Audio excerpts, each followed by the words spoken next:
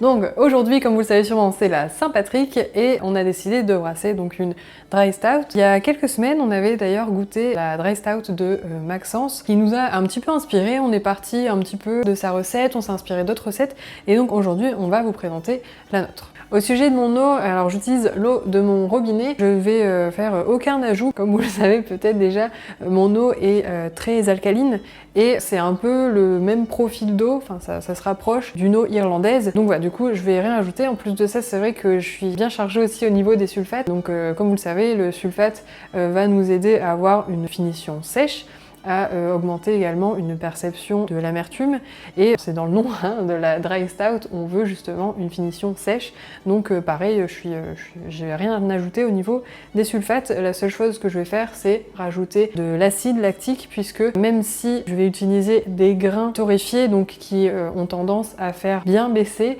le pH, je suis quand même sur une Dry Stout, donc une stout qui ne va pas être très forte en alcool, et de ce fait, j'utilise une liste de grains assez légère, on va dire, donc c'est pour ça que je vais quand même devoir utiliser une quantité quand même assez importante d'acide lactique.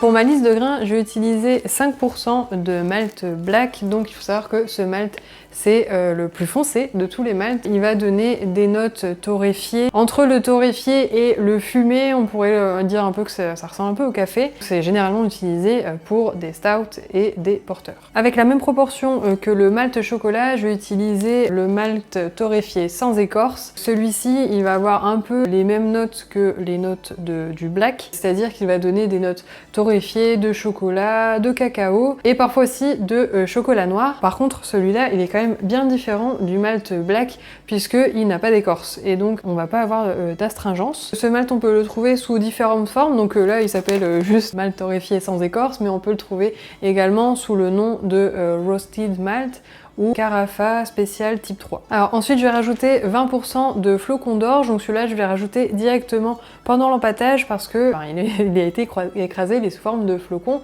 et il est déjà pré-cuit, donc j'ai pas besoin de le concasser. Le flocon d'orge je vais rajouter parce que il adoucit aussi bien la texture que les saveurs, et il va également aider au niveau de la formation de la couronne et de la stabilité de la mousse. Et ça c'est pour être un peu dans l'idée de, vous savez, cette super mousse de la Guinness qui reste vraiment jusqu'à la dernière gorgée, donc c'est pour ça que je vais utiliser ce grain. Et pour malt de base, je vais utiliser 70% de Maris Otter. Donc ce qui est intéressant de savoir à propos du Maris Otter, c'est que c'est un malt fait à partir d'une variété d'orge différente de celle du Pilsen par exemple, et donc ça va nous donner une autre dimension en fait à notre bière, puisque on va avoir des notes, enfin on dit que le Maris Otter donne des notes beaucoup plus riches, beaucoup plus complètes, beaucoup plus pleines. Et ce qui est également intéressant de savoir, c'est que c'est une variété traditionnellement utilisée pour les bières anglaises. C'est pour toutes ces raisons qu'en général on va trouver ce malt, le Maris Otter, à un prix plus élevé que le Pilsen ou le Pale Ale, tout simplement parce qu'on va avoir des résultats bien différents.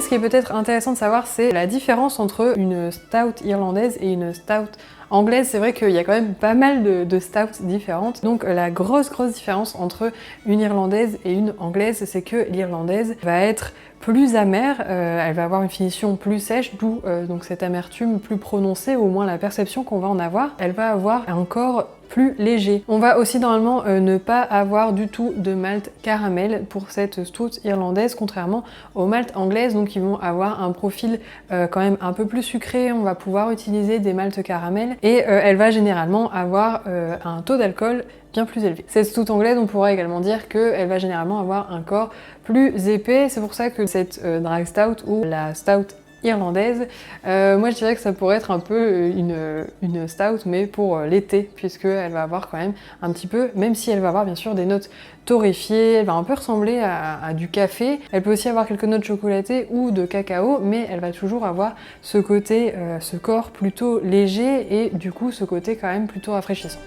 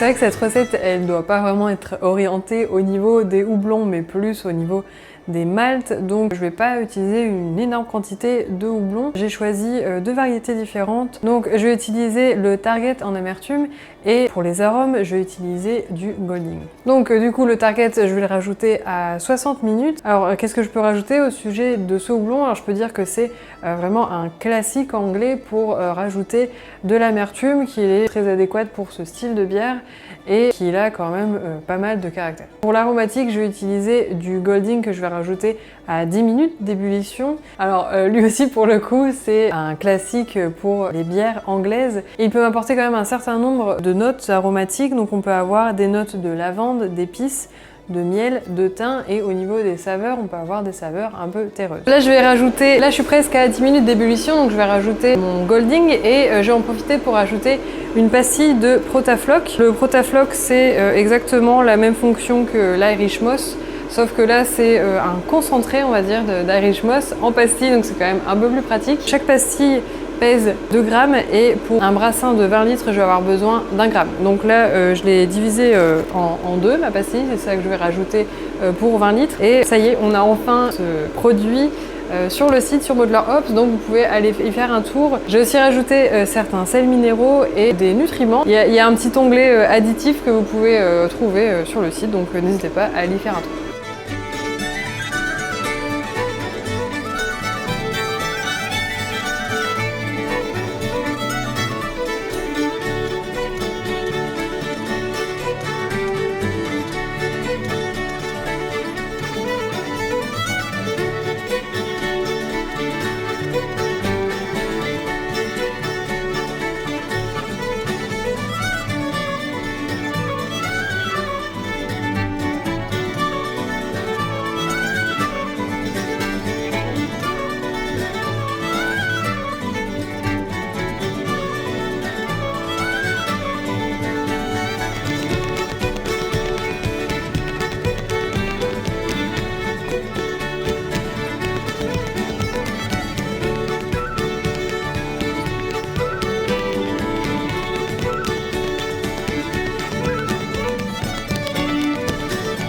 Donc je viens de finir ma session de brassage, je vais placer mon fermenteur à 18 degrés et je vais la fermenter avec la levure S04. J'ai utilisé un seul sachet pour 20 litres de bière.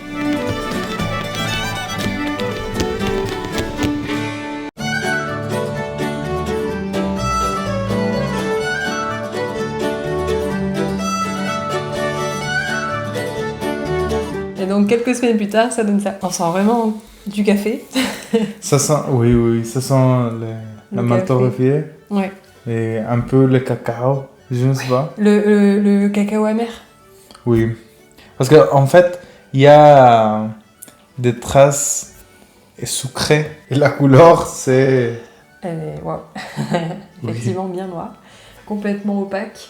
Vraiment là, il n'y a pas du tout de lumière qui passe. On avait quand même fait un test près de la lumière et là c'est vrai qu'on avait des très légers reflets rouges. Mais là comme ça on les voit pas du tout. Oui, mais c'était une lumière très un halogène donc forcément. Oui. Je sens aussi un peu des notes de boisé. Elle me rappelle, bon vaguement, mais elle me rappelle un peu la Chipotle Porter. Peut-être ça c'est le houblon, sachant que c'était Golding. Et des fois il décrit des choses boissées, des choses herbales. Et c'est bizarre parce que la plupart des studs qu'on goûte, c'est toujours avec des choses, avec du caramel et des choses comme ça. Et c'est là, c'est toujours la partie torréfiée, les grains et c'est parti des houblons. J'ai l'impression qu'elle sent un peu aussi un côté un petit peu terreux. Seulement avec le sérum, ça donne beaucoup de pistes de comment ça va être et au niveau de goût. En fait, il y a beaucoup de la levure aussi. Bon, et c'est vrai que pour revenir au niveau de l'apparence, bon, on a utilisé du Protafloc pour cette bière. Et effectivement, donc, comme je disais, elle laisse pas du tout passer la lumière, mais elle a quand même un côté un peu brillant. Bon. Santé. Santé! Ok, on sent vraiment le café, je pense que c'est vraiment la première chose qu'on sent. Enfin, mais quand même léger, je veux dire, on n'est pas non plus sur vraiment une amertume de café forcément, mais c'est vrai que c'est vraiment l'arôme, je trouve, qui est le plus prenant. Ok, oui. Et quand on fait revenir en bouche, là, on sent vraiment plus le côté cacao amer. Oui, en fait, oui, t'as décrit ce que j'allais ok. dire. Mais en fait, à moi, la première chose que ça me fait penser, c'est comme goûter un morceau de cacao amer. Et, et c'est une amertume très douce et très soyeuse qui accompagne très bien l'amertume de Target. Ouais. Et en fait, c'est la première fois que nous utilisons ces houblons, le Target, et je pense que c'est une amertume avec beaucoup de caractère. Ouais, beaucoup de caractère, mais en même temps, je trouve que c'est quand même une amertume un peu classe, on va dire. Enfin, dans le sens où, comme tu dis, c'est soyeux, ça reste en fond, l'amertume, elle est pas du tout agressive, au contraire. Elle accompagne le tout, c'est vraiment agréable. C'est très intéressant parce que souvent, quand on pense à une stout, en fait, la première chose que ça me fait penser, c'est à l'hiver. C'est des choses lourdes, épais, Qui comme tient ça. bien au corps. Oui, oui, oui. Avec beaucoup de corps. Mais celle-là, elle est légère. Elle a quand même un certain niveau de crémosité, mais c'est très boubable. Peut-être qu'on pourrait quand même le comparer à un cold brew. C'est Les le cafés café qui glacé. sont... C'est très spécial. C'est vrai que... En fait, la dernière, c'était celle de Maxence. C'est vrai que il y avait une autre dimension. Mais sinon, ce que moi je pense à un dry stout, c'est au Guinness. Ouais, c'est sûr. Ouais. Et je ne sais pas, je voudrais émuler la crémosité avec les nitrons. Ah ouais, carrément. Ouais. C'est vrai que ça manque. C'est vrai qu'une stout avec une bonne mousse là qui tient bien, qui est bien dense et tout, c'est vrai que c'est vraiment sympa. Non, je pense que c'est minimum, c'est un top 10 de cette année. Je pense qu'elle est plus buvable en été, pour ce qu'on disait que elle est encore léger, donc c'est vrai que une stout en hiver c'est plus comme on disait quelque chose qui va avoir un corps, etc. Là c'est pas le cas, donc je pense que ça peut être quand même une super alternative en été quand on en a un peu marre de justement des bières blanches, des IPA bien rafraîchissantes, tout ça. Je pense que ça peut être vraiment sympa de casser un peu ce côté-là, quoi, de casser le côté bière normale, on va dire, bière classique d'été. Il y a des clients de Mottler Hops qui en fait, ils sont des brasseries. Et je pense que pour eux qui vendent, ça c'est une bonne alternative. Parce que c'est vrai que pour faire une stout comme celle-là, il faut pas vraiment beaucoup de malt. Oui, ouais, c'est vrai. Et pas beaucoup aussi doublons non plus. Et moi, je pense que ça, c'est une bonne alternative pour offrir un produit avec beaucoup de caractère et au bas prix. Ça fait penser aussi, justement, j'ai cru comprendre qu'on paye l'impôt au niveau des bières qu'on vend en tant que brasserie selon le degré d'alcool de notre bière. Donc, c'est vrai que là, du coup, pareil, c'est une alternative dans le sens où on a, donc, comme tu disais, une bière de caractère, on a une stout, mais on paiera moins de taxes que si on a, comme on disait, une grosse stout bien alcoolisée et bien lourde d'hiver. Tu verrais ça avec quoi? Je le vois bien avec un bon saucisson sec aux noix. Ah oui, je pense que c'est vrai. Le goût des noix, ça peut être sympa en accompagnement. Ou, donc ça serait à l'apéro, ou en dessert, pourquoi pas, avec une tarte tatin. Je crois que ça peut être sympa le côté, la canette de la tarte tatin avec sa boule de glace, et du coup ça ferait un bon mix, je pense, de saveurs qui accompagnerait vachement bien cette très bonne bière. Attention, le grand moment pour moi est arrivé. Je vais me tenter de faire un black and tan. Alors comme j'en avais un peu parlé dans la dégustation de la dry stout de Maxence, j'en ai jamais fait, donc j'ai fait mes petites recherches.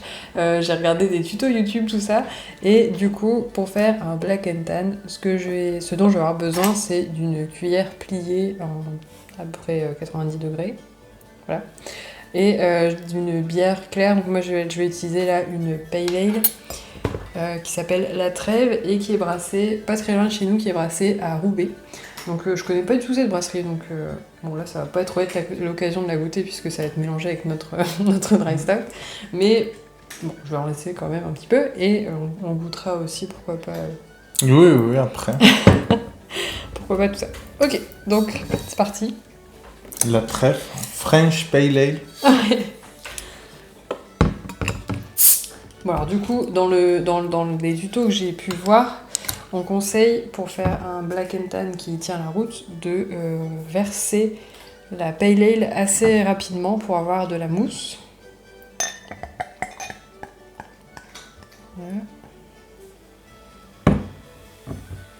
C'est beaucoup de mousse quand même, je sais pas. Donc après on a notre petite cuillère qu'on a pliée au préalable. Putain, j'espère que ça va marcher.